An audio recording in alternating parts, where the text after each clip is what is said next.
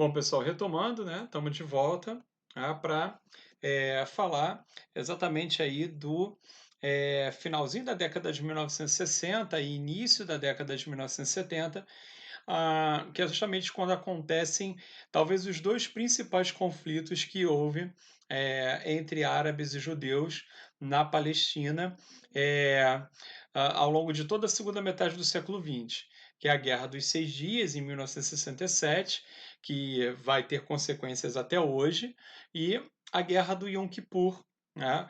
O Dia do Perdão, em 1973. Tá?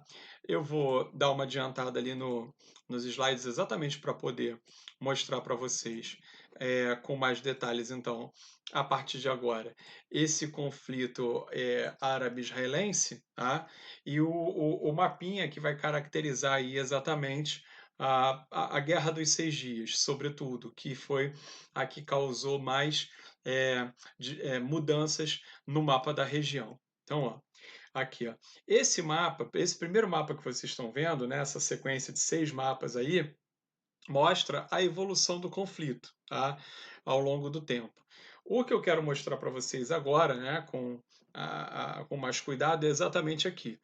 Tá? O mapa da Guerra dos Seis Dias é justamente quando Israel ele vai ter a maior a sua maior ofensiva, né, e ao mesmo tempo a sua maior conquista territorial. Tá? Israel vai conquistar a Península do Sinai. Reparem, tudo isso aqui pertence ao Egito e vai ser ocupado nessa ofensiva contra Israel, tá certo? Dessa ofensiva de Israel, perdão. Assim como Gaza, que era, num primeiro momento, um território destinado aos palestinos, lembra? Israel passa a controlar toda a Cisjordânia e as colinas de Golã, invadindo, inclusive, parte do território sírio, ok? Então vai ser, de fato aí uma ofensiva bem forte, de Israel. A faixa de Gaza, é, vai ser ocupada até 2005, tá certo? Olha só, a guerra vai acontecer em 1967 e a faixa de Gaza vai ser ocupada até 2005, quando acontece a retirada do exército e também dos colonos israelenses, porque enquanto a faixa de Gaza esteve ocupada por Israel, vários israelenses imigraram para a região e começaram a se estabelecer lá.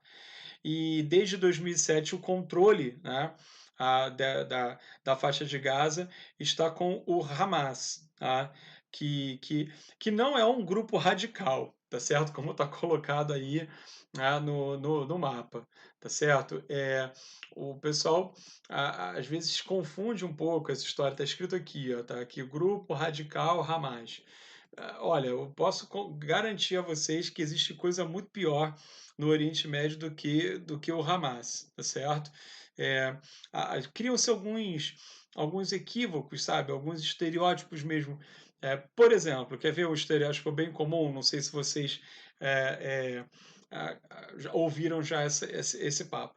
Convencionou-se dizer que os sunitas, os muçulmanos sunitas, são mais tranquilos e os muçulmanos xiitas são mais radicais, né? Por isso que surgiram até algumas expressões aqui, pô, fulano é xiita, ele é mais... Cara, isso é um equívoco, assim, retumbante, que eu não sei de onde as pessoas tiraram. Porque, só para vocês terem uma ideia, Saddam Hussein era de orientação sunita, tá? E mais recentemente, o Estado Islâmico. Pois é, o Estado Islâmico, isso que vocês viam aí com vídeo no YouTube decapitando as pessoas, etc. O Estado Islâmico é um Estado, reúne um grupo de pessoas de orientação sunita, tá certo?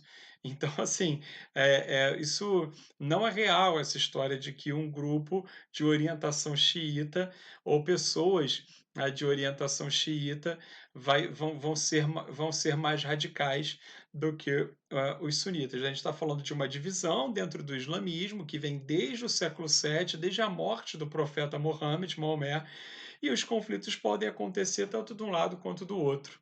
tá?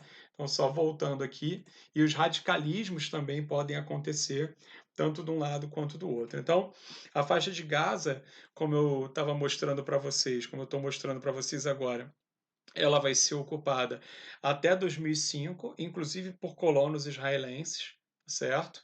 É, e as outras regiões, né? Falando aqui, as colinas de Golã, elas vão ser ocupadas é, até 1973, tá?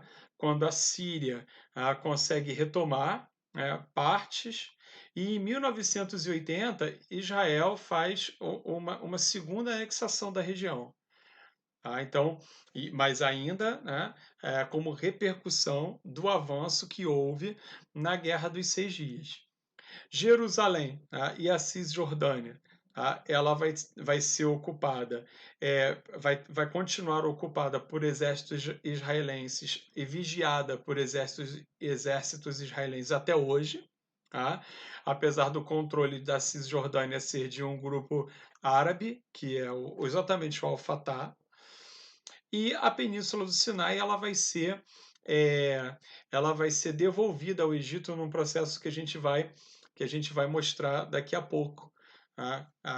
A partir da década de 1980, principalmente, começa a retirada das tropas é, aqui da região, tá certo?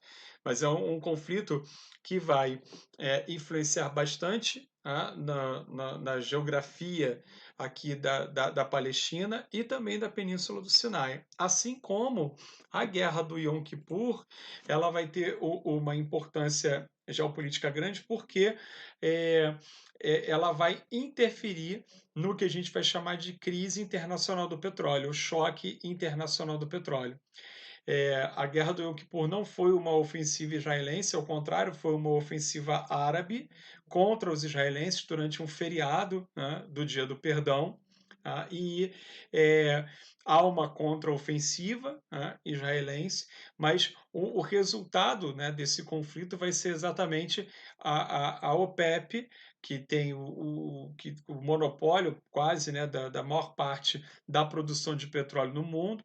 É, ela vai boicotar, ela vai passar a boicotar os países que apoiam Israel na guerra do Yom Kippur. Beleza?